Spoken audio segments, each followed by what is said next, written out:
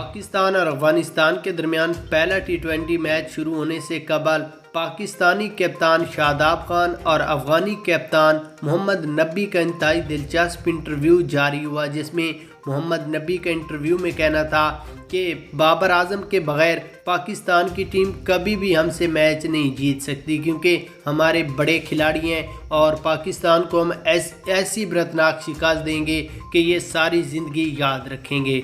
उसके बाद शादाब खान के इंटरव्यू में कहना था कि अगर टीम में बाबर आजम नहीं है तो बाबर आजम के चेले तो ज़रूर हैं, हम भी उसी तरह खेलते हैं जिस तरह बाबर खेलते हैं।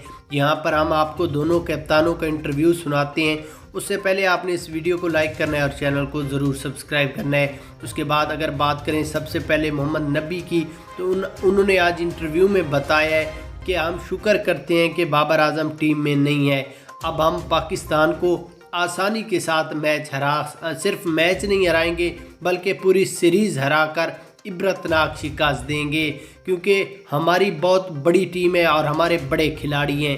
उसके बाद शादाब खान का कहना था कि जीत और हार ये मैच का हिस्सा है, इस तरह बोलती नहीं मारनी चाहिए। अगर बाबर टीम में नहीं है तो बाबर आजम के शागिर्द तो ज़रूर हैं, हम भी खेलते हैं जिस तरह बाबर खेलते हैं और हम इंशाअल्लाह अफ़गानिस्तान को इबरतनाक शिकस्त देकर उनकी बोलती बंद करके उनको ग्राउंड से बाहर निकालेंगे। तो आप बताएं, क्या पाकिस्तान सीरीज़ जीतने में कामयाब हो सकेगा या नहीं?